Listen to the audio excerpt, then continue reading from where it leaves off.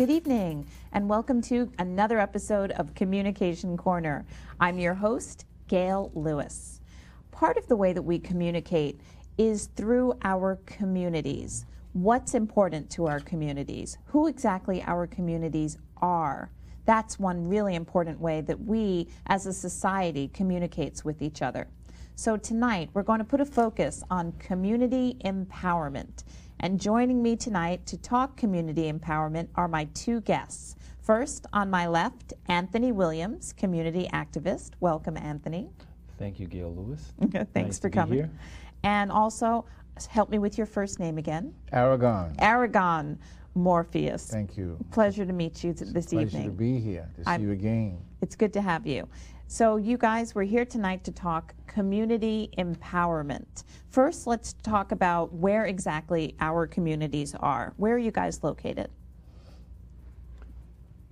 Southeast Queens is where I do the majority of my work. That's where I meet with people, I speak with people, I'm out in the community, letting people know who I am and some of the things that I do. Great. And Morpheus? Well, as you know, Al Sharpton is our chief. We have 60 charter. Let's start by saying you are the vice president of Queens chapter of the National Action Network. Okay. And in that capacity, where are you guys located? And tell us a little bit more about the umbrella organization. Well, our chapter, we hope to cover all of Queens. Right now, we're headquartered in Southeast Queens in Jamaica. That's on just behind Port Freddy's on 129th Avenue. Right off of Merrick, right? Right. And in that capacity, you work all over Southeast Queens, and you also hope to cover, be in the umbrella organization for all of Queens County. Exactly. Great. And so we're talking community empowerment today, and I know that you're with the National Action Network Queens chapter. Anthony Williams, who are you with, and how do you get involved in the community? Well, first off, just my title alone, I'm a financial advisor. So I meet people to talk to them about finance, but that's not all of what I do. I meet people just in day-to-day life as I see them in the parks, I see them in the streets, I see them on the buses and the trains. And one of the things that I do try to reach out to the people about is mentoring, tutoring. How can we better network? So I'm constantly, bringing these topics up to people to see how are we as a community communicating and learning more from one another and helping to benefit one another through the gifts and talents that we all have. Well, you started with mentoring, so let's start there. Mentoring whom and why? Mentoring is very important because our youth today need examples. Now, most youth look at our stars being whether it be in sports, or whether it be exactly in music, entertainment, whether it be in TV land. Right. And many of them just want to emulate what they see, but they don't know how the people got there. Many of them, when they get the information through the media about something bad that they've done, they're let down, disappointed, or they say, that's what they did to get there, I want to do the same thing. So mentoring became very important to me. And one of the areas that I focus on strongly with mentoring has to do with tutoring. Because many of our children, believe it or not, who are in the 6th, 7th, and 8th grade read well below their level. Wow. Mathematically, they don't have the skills to keep up. So they become disenchanted, disconnected. They feel that the only thing they can do is become a ball player, a rapper. They substitute it with wearing their pants hanging down. They substitute it with walking the streets with their sneakers open and arguing and fighting and not really having direction. So mentoring, I felt, was very important, to reach out to the youth in the community, to bring information, to say, hey, here's a role model who can dress in a suit, who can wear a tie, who can speak correct English, who wants to do something positive. Education is a push. Have you ever had a situation, you mentioned the suit, which you're wearing tonight as well, you look very nice. Thank you. Have you ever had a situation where someone, let's say one of your mentees, a child, had seen you in a suit and maybe questioned it? Yes. Tell us about that. It was a great story. I was actually doing my job as a financial advisor. I was meeting with the parent, and upon the conclusion of the meeting, as I was departing, the young man actually stood behind his mother and kept pointing. So the young mother asked the son, "Why are you pointing at this man? Just shake his hand." And he timidly shook my hand and then went behind his mother. Now, the young boy was about 6 or 7. So the mother said, "Don't be shy. Why are you pointing?" And he said, "He's wearing a suit." So she said to him, "You like the suit?" And he said, "Yes." And he said, "Would you like to wear a suit just like him?" And he said, "Yes." And from that moment on, it really touched my heart to realize that what we wear, what we say, how we live, how we focus our time and our energy, and how we take the time to reach down and give a word of encouragement, a handshake, a hug, can make the difference to a child. Wow. After hearing what we said, I quite agree. What we looked at was the babies. Okay, it's been speculated that there's a prison industrial complex and that they take a look at our children when they're 3rd and 4th grade. So we went there to see what was going on. We find that they were very active, like sponges, wanted to learn a lot, but they were being exposed in such a way that there's like 32 of them in a room. Right. And it got to be very difficult if you had 2 or 3 learning at a different level. So what we did was we asked the principals if we could get involved. They have what's called a CBO, community-based organization. Right. By law, it comes up under the Title I. And so we were allowed to go in and participate with the principals, with the teachers, and talk about what we observed. Okay. One of the things we saw in Staten Island was that there were 14-to-1 the ratio. Okay. 14 so teachers to is that 14 one children student, to but one. over in Queens, 14 children to 1 student. I'm sorry. Yeah, 14 children to 1 teacher. But here it's Okay. 32-to-1. 32 children to 1 teacher. It's almost 2. in it's this over 2 to 1. community. So in terms of empowerment, what we do is we talk to, after talking to, of course, the teams, we talk to the parents. We get them to understand that you need to do something with respect to getting less children in the class. So we have to have after-school programs. Right. So in terms of mentoring, we make a emphasis in terms of our politicians to see if we can get those kinds of things done. Yeah, that's very important. So you were talking about mentoring and you're talking about tutoring, and then the last point that you said was networking. To speak to that and why that's important. And what exactly is networking, Anthony Williams? Networking is a form of bringing people together where they communicate about something that's in common. In this case, we'll talk about business networking, where they talk about a little bit about their business. They share with one another. They see if there's some common ground, and based on that common ground, try to form some either business partnership or provide services to one another through whatever form of business that they conduct. So to encourage networking, what have you been doing? One of the things that I've done, and I want to give a shout out to 3 of my partners because there's 4 of us, is we formulated a networking breakfast for women.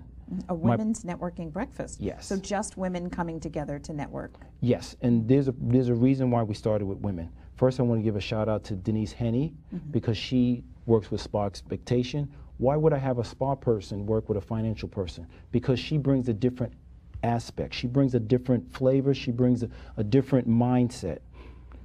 I work with a gentleman by the name of Craig Williams. He works his own company, Blue Midnight Event Planner. Why would I work with an event planner? Because he helps us plan the event. Right. And I also work with Sharice Patterson.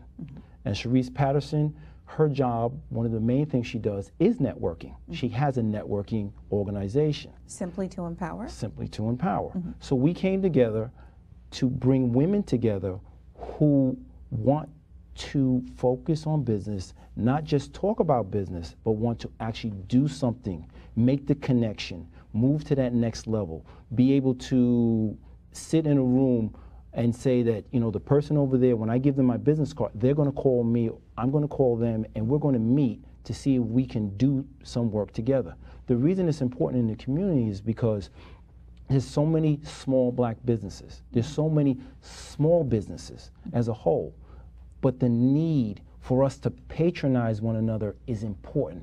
We patronize the big business, no names given here, Right. but big businesses, but we don't patronize our own small businesses to keep the money in the community, which builds the community. So we focused on women first, simply because we know women in many cases are like-minded. They are determined in many ways to work together, and they tend to communicate in many forms and fashions, whether it be on the phone, whether it be through going to social events together. They're the ones that tend to step out and do a lot of things. So we started there, believing that that would be a good starting point. And from there, we eventually want to incorporate men into the mix. But we know a lot of times it's easier to bring women together when you have a spa service that's offered at the breakfast. Right. We have our event planner, he can provide photography work. Our network lady, she is very good at how to get women, because that's a strong part of her network, to come together. And on my end, just dealing with the finance, I know how to make sure that all of what we need to take care of in the financial world is taken care of. I have attended his women's networking breakfast events. Bravo, great job. Thank you. It's great to see so many small business owners who are women coming together and exchanging business cards, learning how we can patronize each other's small businesses. But one thing in particular that I like about your small business women's networking breakfast is that at one point during the breakfast, you always ask for us to network with someone we don't know and figure out how our business can help their business, or that we have a need. Do you remember doing that? Can you speak to that? Yes. I use the example of the four of us that came together. Why would a financial advisor, an event planner, a spa person, and someone who's a network organizer come together? Just as an example to show that when you put many different businesses in the room, sometimes we pass cards, but we don't really get into how can we complement one another. Sometimes it's about not just I can get business from you, but how can I complement you or you complement me, and together we can be successful. Sometimes it's not about, you might have a service that I can't use personally, but it might be a service that I can bring to the people that I know. Right. So we try to formulate teams and try to get the women to see, just because your business might not be what you see visually complementary, it might still be complementary in terms of the clientele that you have that are behind you. Because if you bring added value to the people that you know by bringing a service, many times the people that you know will thank you, and the people that are behind the service that's coming can bring new people to you also. Absolutely. And speaking of women and teamwork, that reminds me of the National Action Network Queens chapter, of which Morpheus is the vice president. I know that you guys are starting a women's committee. Can you speak to that? It's a committee that was developed by Lois Miniweather, who's our treasurer, and Doc Fowler. I don't have all of her credentials at this junction, but she is dynamite, and she brings a great deal of passion to the idea of women organizing. Why start a women's committee as part of the Queens chapter of the National Action Network? So the brother here says something very important, that we want to empower our women, and we like to get them, prepare them so they can come and do some networking. Very oftentimes, young women have got children, they've got other kinds of social issues that we try to help resolve. Now, there are women who may talk to him and I, but when you're amongst your own gender, the whole flavor and feeling of what the problems are is better understood. Right. And so we said we should have a women's committee to talk about women's issues only, where women can become empowered based upon what they understand the problems to be. And so that's one of the reasons why I formed that committee. We're getting ready to do a march, which we can talk about at some point. Yeah, well, speak to the march, the Project Prayer for Peace March. Why is that important, and what is it? It was developed by, it has happened in other communities, but our leader, who is Pastor Craig, who's our president, Phil Craig, we were in discussion, and I said, I feel there are demons in our community that are holding us down. And he says we need prayer to help to heal the wounds in the community. And so he says, well, why don't we have a prayer vigil? That's just a great thing. So, and this only comes after Deja Robinson, who was just shot down for no reason on a bus. Right. She was on a bus. Tell us a little bit of that backstory. Well, from what I understand, she was coming from a party for 16-year-olds, and she was riding innocently home. On a city bus. On a city bus. Not some private van or something. On an actual city bus where you feel some level of safety, right? Yes, and bullets were fired, about 10 of them, and one of them struck her in the head and killed her instantly. Come time to find out, I was a member of some group called the Snow Gang, and they weren't shooting at her to begin with. No. So in reaction to this 14-year-old girl, innocent girl, being shot on a city bus, you guys came together with the March for Peace. So tell us. Well, it's a prayer, and we're hoping to take it all the way through Queens, especially in our troubled areas. We're going to start in Rochdale.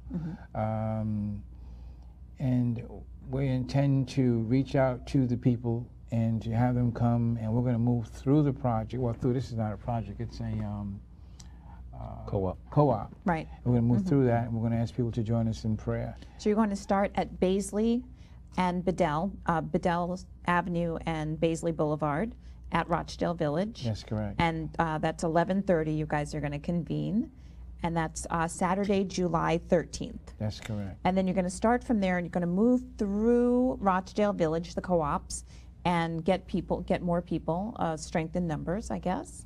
And then from there, you're going to just march through Queens?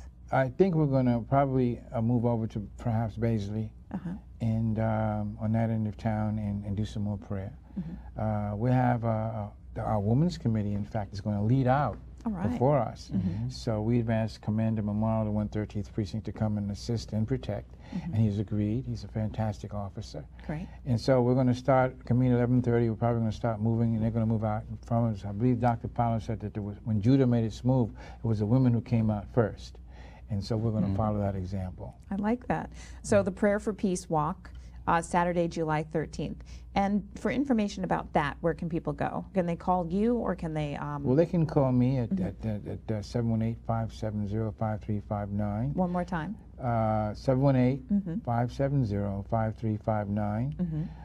Or they could call our office, which is 718-949-9500. And that's the Queens chapter of NAN office, National Action Network office, for more information about the project Prayer for Peace Walk, right? Thank you. Okay.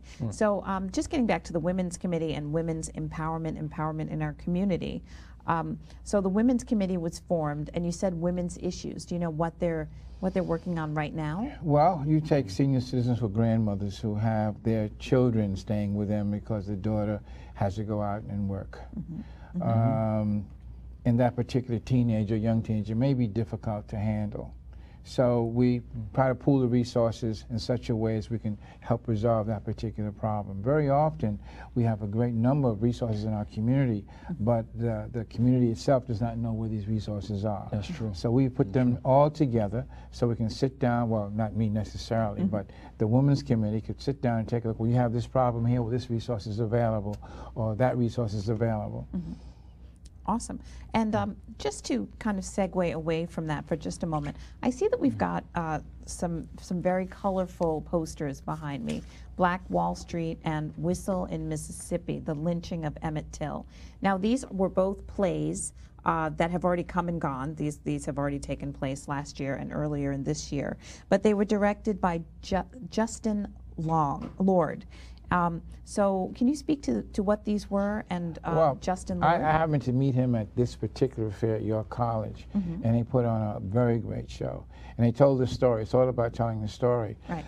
What we came to understand, which I didn't know, was that he was that young, and he was advised not to go into the area, which he did anyway. He got involved, I think, with a friend, a young white girl. And back in those days, they were lynching just if you looked at somebody. I think he whistled at her. And an issue came forward, and he was subsequently lynched, beaten and lynched. Black Wall Street, which is one of my favorites, I didn't get to participate or to see it, but I do understand it. At one time in Oklahoma, blacks had their own businesses. Right. In fact, my understanding was that some of the surrounding towns, which were Caucasian, used to come to us because we were like a Wall Street. It was bustling, yes. To borrow, et cetera, et cetera. Exactly. And on some bogus issue, they turned around and burned the town down and killed the people and just destroyed the town. The town, all the commerce, and a lot of the people. And so Justin Lord has an upcoming play as well, Camp Logan. And I know you wanted to mention something about that. That takes place in August at York College. Yes. And he's very talented, Justin Lord, right? Yeah, I met the gentleman for the second time. We had to sit down. He looked at me and says, I know you from someplace. And I remember this particular issue. We got into it. We didn't get into a lot of dialogue. What I do understand is that he is very good at what he does, and I would like to have him come to our high schools. Right. Because we don't know our history. Well, first, we don't know our history, and also he's a very talented director. If he could get people interested in film and direction and movie making, that would be great. If another Spike Lee could come out of him. Exactly. We are trying to connect him with Carl Clay of the Black Spectrum Theater. Right. And we're trying to get our politicians to see if they have any discretionary funds available to work these two. I think Carl wants to have a charter school that deals with arts and acting. And then this brother does what he does. So if we could bring them together and find a way to finance them to keep this out front for our people. That'd be great. Justin Lord's play, Camp Logan, is playing at York College the weekend of August 23rd, right? Correct. Okay, so I'm sure you can contact York College if you'd like tickets. Seems like he's very talented, and it's going to be a great production. So let's get back to the women's issues for a moment in community empowerment. What's coming up next for the Women's Networking Breakfast? Well, right now we're going to, we sort of take the summer off because we know a lot of families do a lot of vacationing, a lot of traveling at this time, a lot of family stuff, and trying to, get their energies flowing again for the fall that comes up. So we're looking at, in October, to reschedule another one, where again we're hoping that our numbers will increase. We have great attendance. Our attendance is usually 30 plus. So we're looking for our numbers to increase, to continue to bring women together. We always have surprises.